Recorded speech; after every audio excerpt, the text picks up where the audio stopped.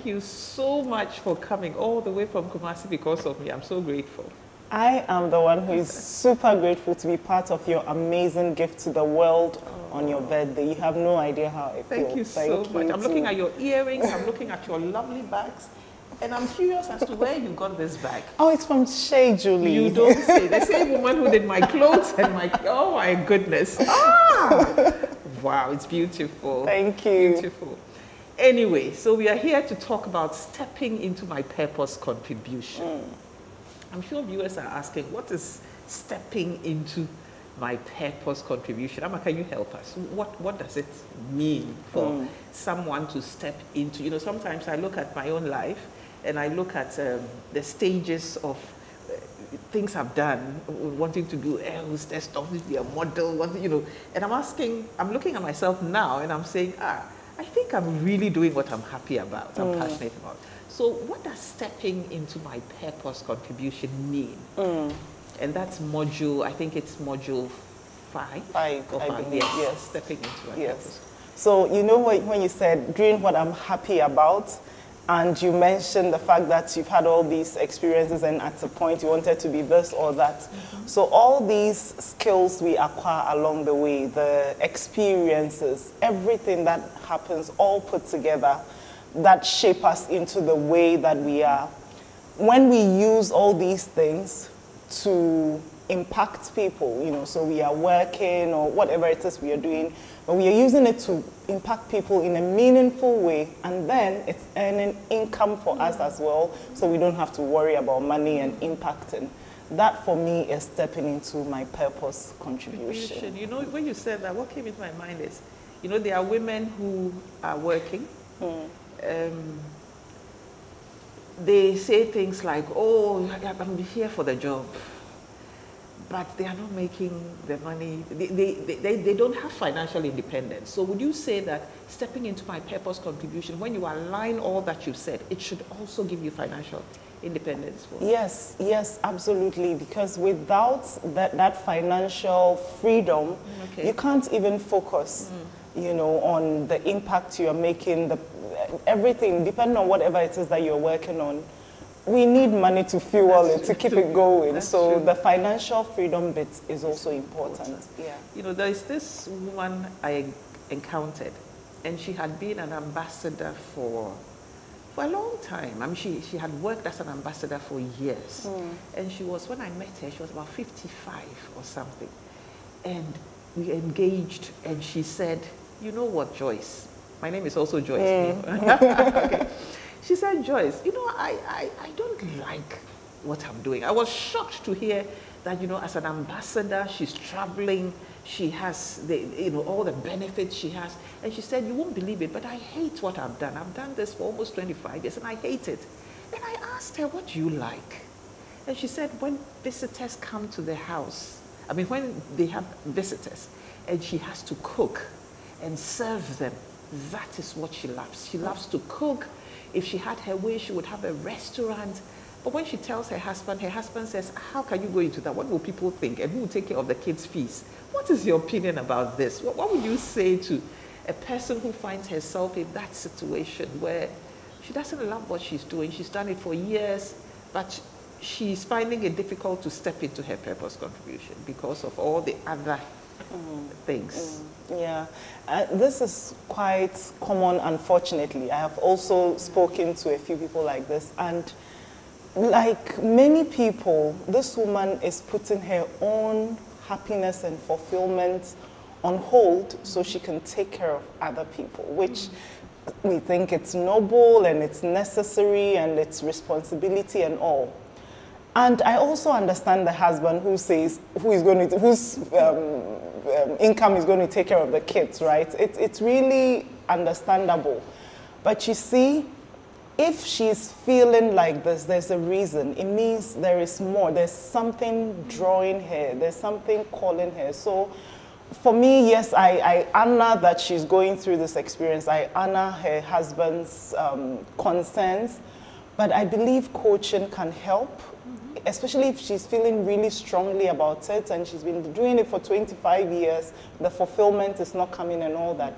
I would think that going like as a coach, and an amazing coach like you, of course, can help her, you know, figure out, based on all the different skills and qualifications and experiences she's had, plus the fact that she even loves that anyway, she can figure out what can come out of this desire of hers, you know, and then have a plan towards it. And of course, the husband will also need support, because this is going to be a major change, you know, for both of them. So I think coaching will definitely help, having someone to help them, ask them the right questions, powerful questions, to help them get to a plan of what next that they all agree on, and then they can start taking those steps. Awesome.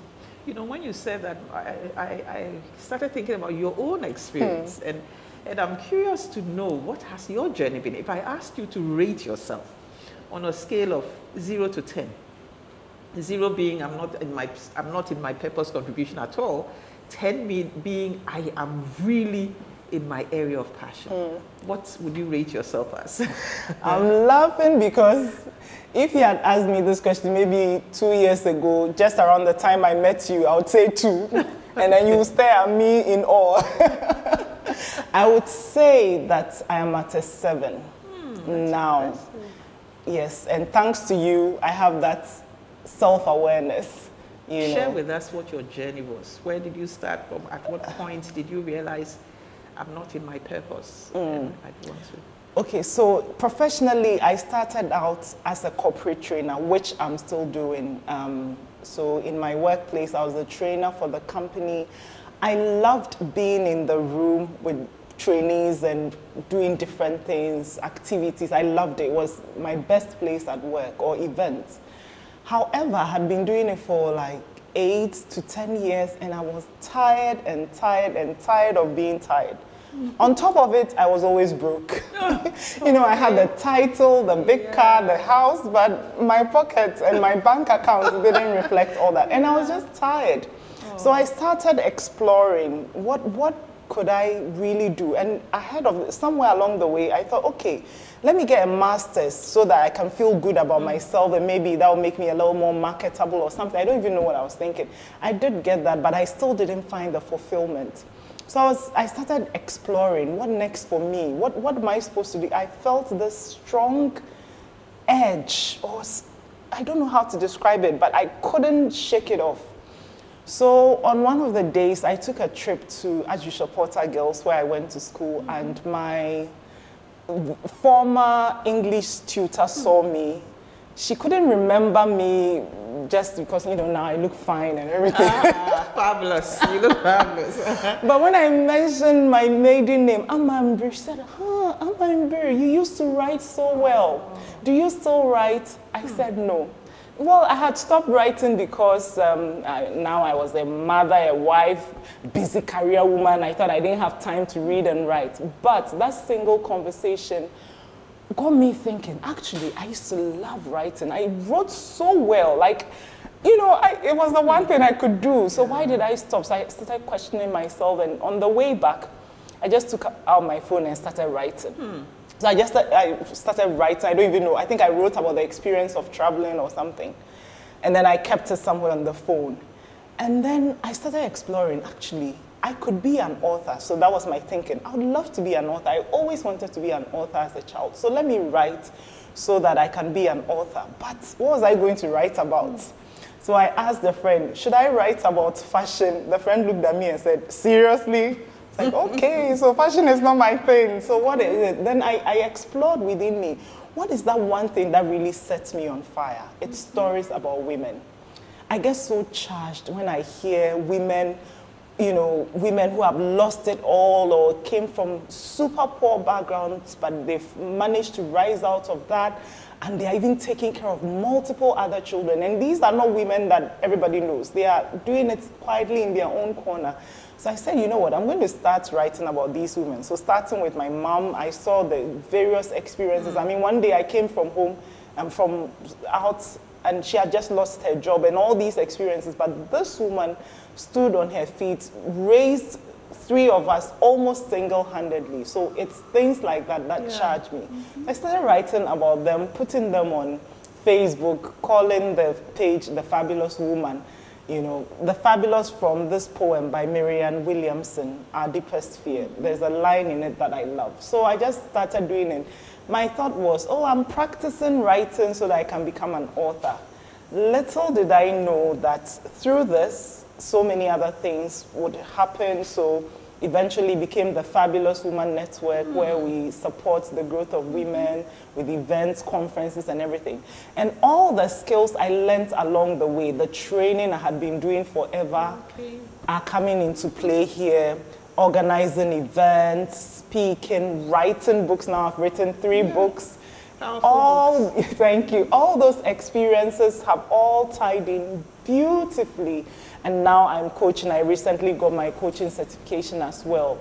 And the best part is I am also experiencing what it means to be financially free. Even if not fully free, like I can confidently say I am not crying.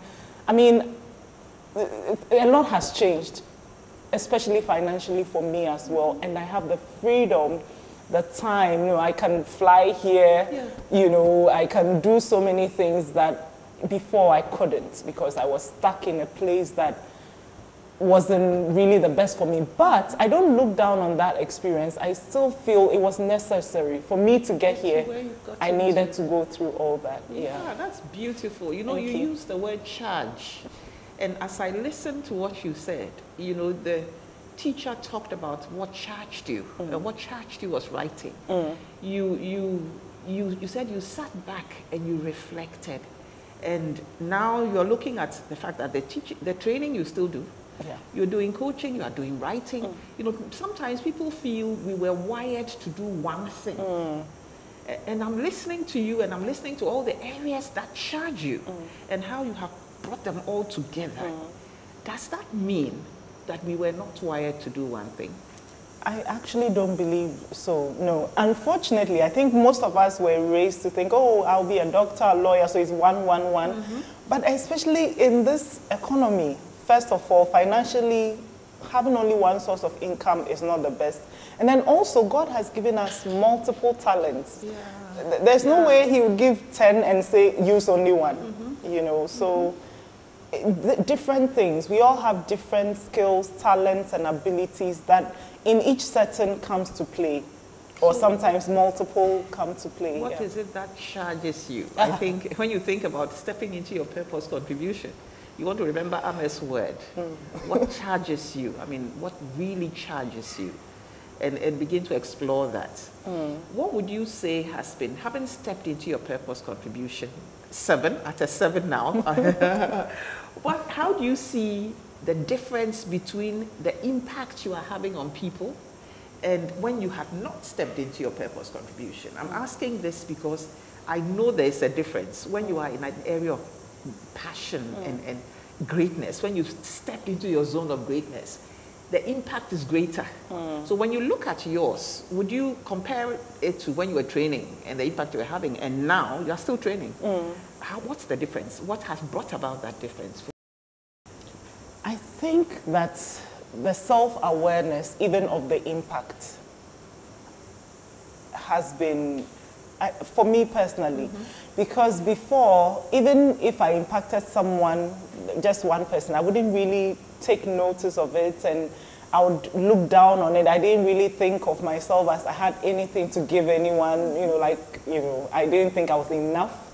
So the biggest thing for me would be the self-awareness of even that impact and not to look down on it. And then to hear the people who come for our events or people who read, like this woman reached out on LinkedIn. She said she stumbled upon my book in Chicago, and it's like I wrote it for her, you know.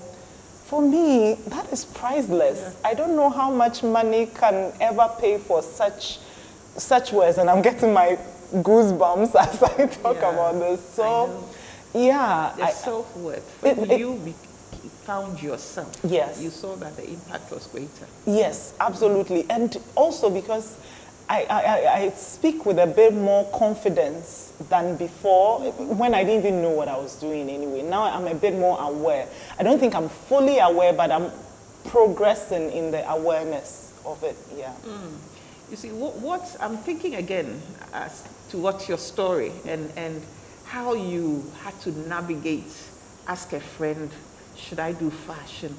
People, I feel that people are going through that kind of confusion where they don't know where to go. You know, they've hit a rock, they've been in a particular area for years, they want to change, they don't know where to go. I think that can be frustrating. That can be frustrating. Yes, I remember my own experience. That period was so confusing and it was almost as if I wasn't grateful. Like, you have a nice job, secure, you have 2 wonderful children, you have a husband who dotes on you, even though I don't believe it. You have to believe it. You know, you have all these, you have a nice big house, what's wrong with you? But within me, only I understood what I was going through, and it was really frustrating and confusing, and you don't know where to go, who to talk to. So that is quite an experience, actually. Yeah. I'm interested in how you finally found where to go. What happened? I remember we met somewhere. Yeah. I remember you shared that one. Yes. So even before we met, I think along the way, I have been blessed to have amazing women, and I'm happy to see some of the women are represented as well. But some of these women helped me because they themselves had experienced this. So they helped me with some advice, tips, and tools. And then at the time I met you, it was 6 years since I had started the Fabulous Woman Network. And I felt like I was moving to the next level. And I needed more. I don't know how to put it, but it was going to be a scary level I could envisage. So I needed somebody to help me make that jump shift, and thank God he brought you into my life. We had a conversation, and you asked me what charges me. One of the things that charges me is to be able to sit at the feet of women like yourselves. It's like the best gift. Give me that for a birthday present. I'm very happy just listening to stories. So when we got the opportunity to meet and we were talking, I realized some of the limiting beliefs that I was operating with. And what were some of your limiting beliefs? That I'm not enough. Okay. And what does not being enough mean? Oh, that I have nothing to offer anyone. Like, why would anyone even pay me? You know, there were times that I would do a job and they would pay me, a job that someone else would maybe give me 500 cedis for. Someone else would give me $2,000, and I feel like I've just robbed them. I didn't even believe I deserved that kind of... You were given value. Exactly. I didn't think I had any value to, or that there was anything special about me or anything, you know. So one of the things you helped me do as a coach was really to look within and see that, chick, you're not bad, crowd. I remember we were doing the pricing. I said, should I price? I said, you are worth, what are you worth? Yes, I used to have a struggle with even pricing and all that. And that was my breakthrough session as well. So yeah, basically, I think that having someone else to talk to, it's so priceless. So many things can come up. Of course, you have to have the humility to just shut up and listen, you know, and do the work. Yeah. You know, I remember your session. I remember the fact that I'm a paid, in fact, still, I think I owe you.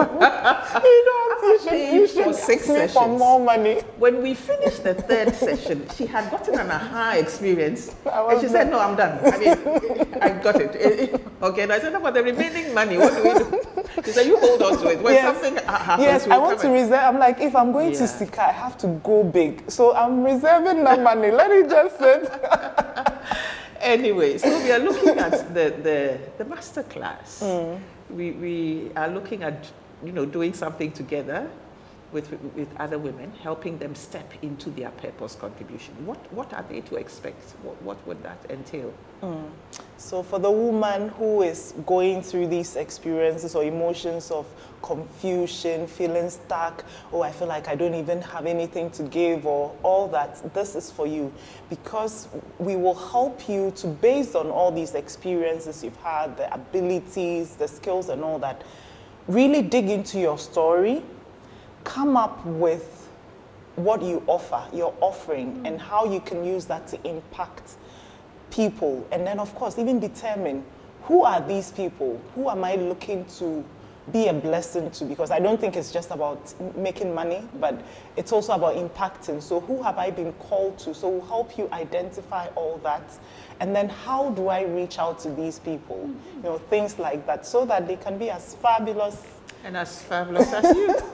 You know when we said who, sometimes people feel that when they identify, when they step into their purpose contribution, they can impact everybody. And that's a big mistake. Yes. From what you are saying, it means there are your gifts and your experiences more or less are preparing you for a certain target market, right? Absolutely. So if you look at fabulous women, what age range do they fall in? You know, because you are not doing, I know you did something with students recently at the British Council. It was sponsored by the Embassy of United States. Yes. So I know that you do have the skills and the competencies and the interest to work at times with students.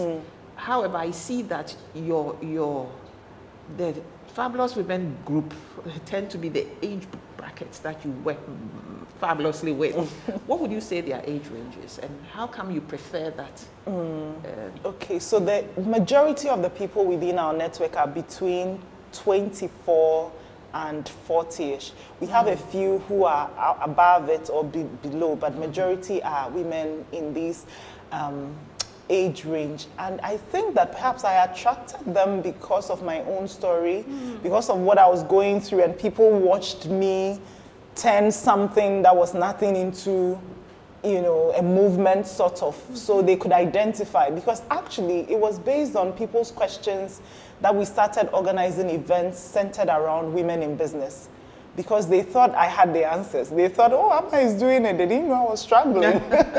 So I think we attract those kinds of women. Majority of them are professional women as well, but they are looking to earn extra sources of income, and they are exploring. So in this community, we are very, very big on creating wealth and impacting people around this age group. Yeah. And what would you say one stands to lose if they don't step into their purpose contribution, and what do people stand to gain when they do step into their purpose? Thinking about your own experience, what would you lose, and what do you stand to gain? I think what you gain is the feeling of being alive in its very sense of the word, not just living and going through the motions, but enjoying the prosperity that God has promised us, enjoying the peace that He has promised, that all these. And the opposite is just living, going through the motions and not really participating. You are just going. Which a lot of women are. Which I used to do, right? Used to do it too. Yes. And I look back and I'm like, oh God, no, that's not life. You know, I really want to enjoy the prosperity and riches and beauty of God's blessings, and it's available to me in abundance. Why would I not partake? Why would I just sit somewhere and be a spectator and wish? No. Wish till you go down there. I know, then it's over. No. When you get to heaven, you'll be kinged. You know, I believe strongly in the fact that the gift God has given you is not for you, it's for others. Yes. So you are accountable. Yes. To whether you give it or you keep it. Yeah, exactly. And I'm looking at you glowing. You know, you came out saying that, hey, Amma, you put on some weight. Something is happening. Prosperity weight. And you know, I think it's that same feeling of when you step into your purpose. It changes you physically. because something is happening internally. Yeah. So Amma, I'm asking myself, you know, when you were speaking, you said you didn't know where to go initially. And so there may be people listening who do not know where to go. So what steps would you give them even before they meet a coach, even before they get the opportunity to engage with an expert to help them through the process? What steps could they look at to help them even determine? Because you remember your statement is stepping into. It didn't say you have entered into. It says you are stepping into your purpose contribution. So what steps would you say they should? So the first step I would say is to pray. Spend time alone in solitude. Like I did, actually. I did that. So I went, there was this hotel. My husband was going on a trip and I followed him. And while he was in the meeting, I spent time alone in the room, prayed, read, journaled, and ate jollof.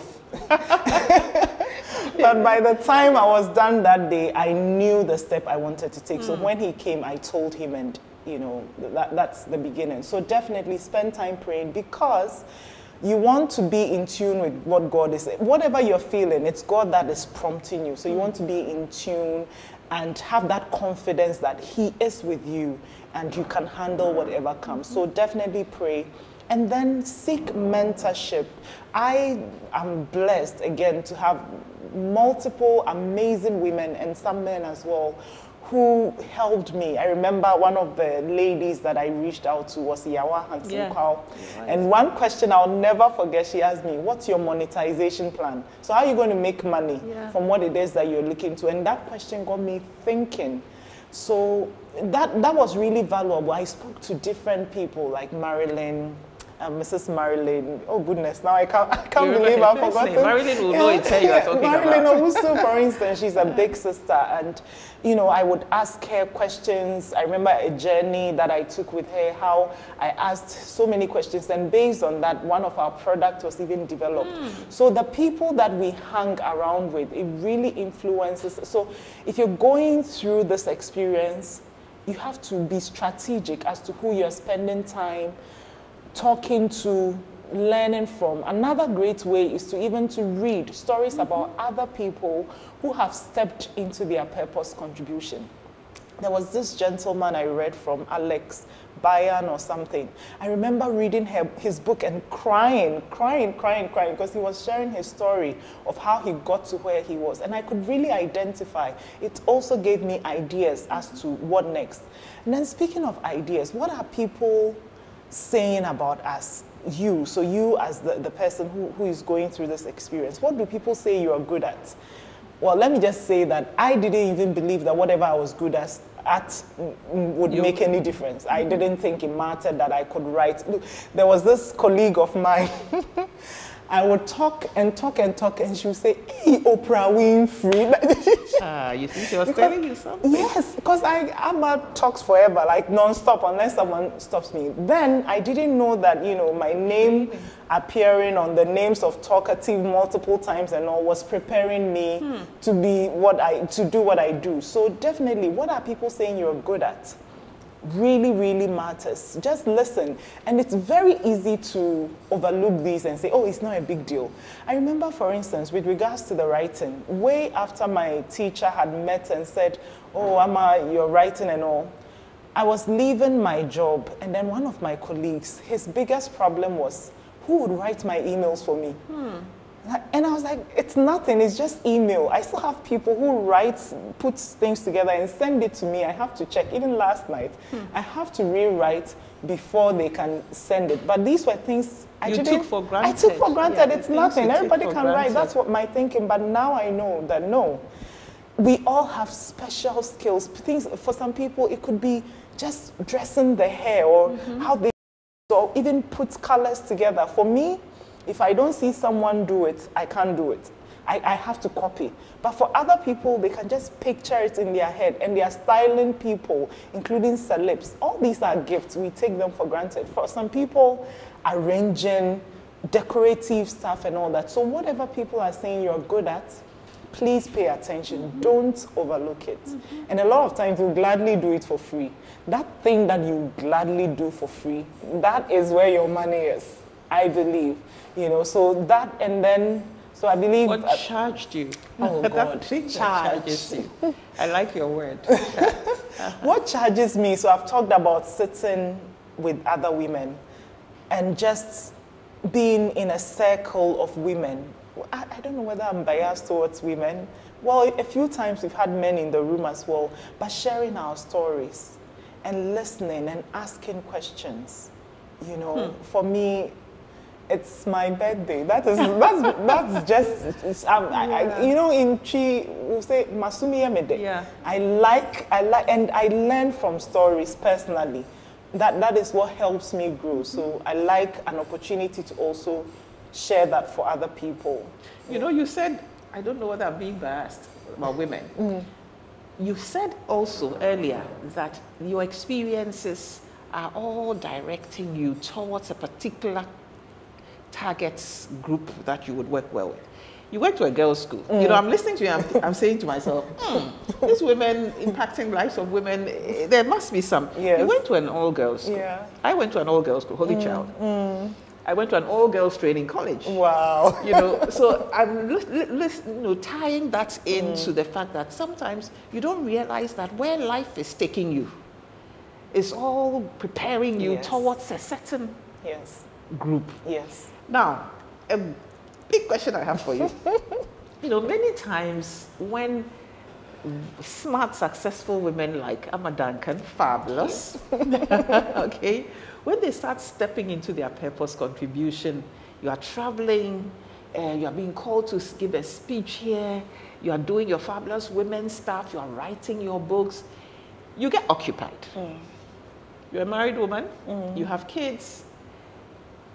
How can you help a woman who is also thinking about stepping into a purpose? Maybe what she's doing now allows her to be at home to take care of kids, but she really is passionate about what advice, what would you tell a person like that? How do you balance this?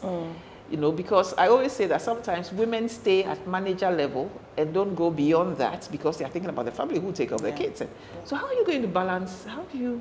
What would you tell that person? How do you balance it? How do you balance it? What has your husband said? Does he have concerns? This Bless him. is open coaching. Yes, open coaching. Confidentiality. So in the beginning, I struggled a lot with managing my home responsibilities, being a wife and mother and all. And in the beginning, it was hard to leave. It was really hard. For me personally, I would... How old were the kids in the beginning? So in the beginning, Paris, this started when Paris was 6, 7-ish, and then Troy was 4, 5, you know. So they were very young, and now they are a little more independent. So it was difficult, and I really did ignore my husband because the way I am, I can just focus and tune out everything. So I tune them out a lot. But thank God that as the years progress, I've learned to be a little more present, you know. Really, I like where we are now as opposed to before. And of course, I'm blessed with a very understanding husband who you know, wouldn't mind taking up some of my responsibilities when I am not there.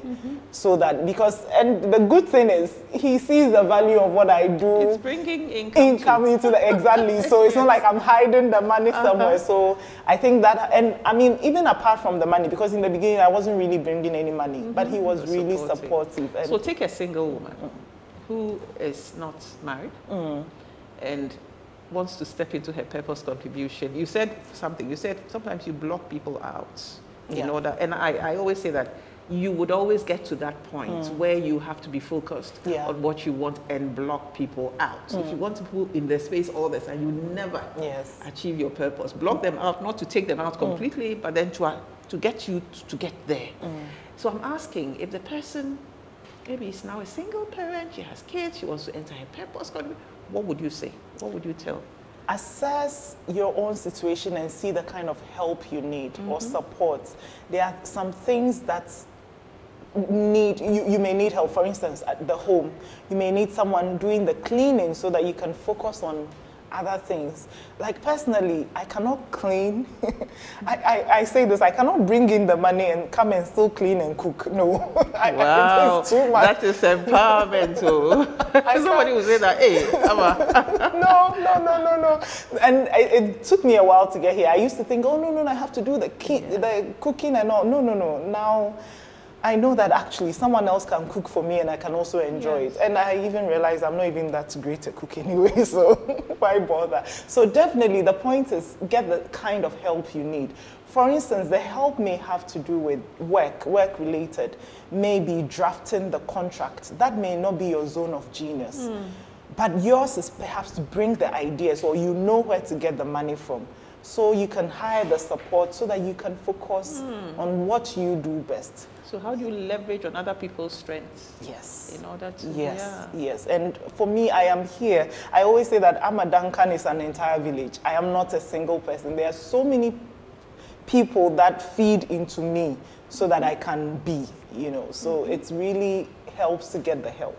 Yeah, definitely. Sometimes people feel that when you talked about this and I said, empowered woman, people feel that when they do everything, that's when they are taking care of the person. So I'm cooking, I'm cleaning, I'm sweating and cleaning my face. Then I'm going to work. I sit down, I'm tired, I'm breathing, and then I go. People feel, women sometimes feel that getting help is a sign of laziness. Do you agree to that? That's what I used to think. The getting help bit, not for me, it was the inability to finish all these means I'm lazy. That, inability to wake up early and clean like a typical home when I was growing up and all. So I thought that, if I don't do that, it means I'm not a good woman and all. No, you're not a virtuous woman. I'm not a virtuous woman. I took time to study the virtuous woman. Yeah. Like, no, I got it wrong. What did you find out? This woman wakes up at dawn to go. What even freaked me out? She goes to check out a field. She buys it. So she's industrious. She's taking care of her home, her servants. She had servants. Yeah, she had servants, and I'm like, no, I'm a virtuous woman according to the Bible, so let me go by that. I think a lot has to do with the meaning you give to a thing. Exactly. And how it impacts on your actions and your behavior. Yes. Okay, so stepping into my purpose contribution, what contribution, earlier I was asking you, Amma, at what point would you feel that I have impacted? What is your parameter of impact? Is it becoming a priority? That will make you say that I have impact. What is your parameter? What will make you say that I've stepped into my purpose contribution and I think I am satisfied with the impact I'm having on people? At what point would you say that? Maslow will say, would you say you are self-actualized? Actualized. That I don't know if I have the answer, but recently I was at a conference in the Dominican Republic. And this conference had about 450 people. And it was, for me, I think God sent me there to look at what's possible. It wasn't even in terms of the numbers, no, but how that resort operated in a self-sustaining manner. It was very green. They grow their own crops, they do their own water, everything. And for me, that on a larger scale across Africa, where you have a congregation of women who are coming together to support each other, to learn from each other in a fun way, in a relaxed way, not pretentious. Trusting in a safe container of trust and safety. That for me, so to have that across, I mean, on the day I die, I would love God to show me that picture of all these things that I've done, and I'm sure that will be one of the things that will really make me happy. Yeah. You said something, as we are summing up now, you said something that was profound before we started. And you said that when you look at the fact that when you impact one person, that person impacts another, that person impacts another, that gives you an idea of the rippling effect. Yes. And I thought that was really profound. Yes. And I think that's what we are doing with Fabulous Women. Yes. And that's what you are going to do in the master class on stepping into my purpose contract. So Amma, what will be your last words? Just rant. My last word will be to whoever is watching who needs this, and you know yourself that you need to be part of this program. Please, you deserve it. You are worth it. Spend, I don't even know how much this package will be, but it should go for millions of dollars, and it won't, right? And because you've been called to something. There's a reason you are even listening to or watching this video. It's not by accident. You've been called to something. God is calling you to something. So please, don't hesitate at all. Step into it and find yourself a community of amazing women just like Sika. Oh, thank you. And the things that you've been sitting and wishing for, it will actually happen in the way that's so mind-blowing. You won't believe it.